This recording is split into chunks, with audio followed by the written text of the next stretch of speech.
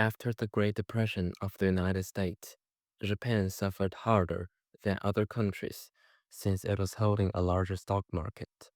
Japan did not have enough natural resources to support its industrial economy. In fact, there are almost no natural resources on the island of Japan, except for mineral and biological resources in its territorial sea. It had to trade with other countries to get more natural resources. Yet during the global Great Depression, countries around the world were increasing tariffs to protect their domestic industry, and Japan had to find a solution for the shortage of resources. After the Japanese victory of the Russo-Japanese War, Japan had the former Russian concession of Dalian or Dalny became Japanese Kwantung, and the Kwantung Army was set up to protect the land. In 1928, Manchuria was under the control of the warlord Zhang Zuolin, who could barely defend against the attack from the National Revolution Army under Chiang Kai-shek, and started sending telegrams seeking for peace. If Chiang Kai-shek succeeded in attacking Manchuria and unifying the Republic of China, the Kwantung Army might have lost its advantage and economic privilege in Manchuria.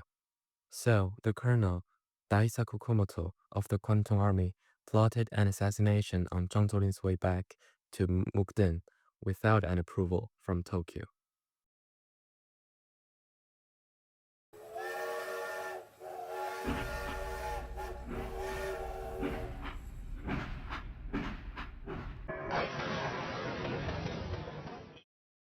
June 4th, 1928, at 5:30 a.m., after the train Zhang Zuolin taking past the station of Huanggutun, 100 kilograms of TNT was detonated. 4 hours later, the generalissimo of Beiyang government was dead. His death wasn't declared until his son, Zhang Xueliang, came back from the front line on June 18th and succeeded the generalissimo's power on June 21st. The Huanggutu incident did not create a power vacuum for the Kwantung Army wished for, nor stop the cooperation between the Beiyang government and the nationalist government. On December 29th, 1928, by Zhang Xueliang's commandment, all the flags of the Beiyang government in the northeast started being replaced by flags of the nationalist government, marking the unification of the Republic of China.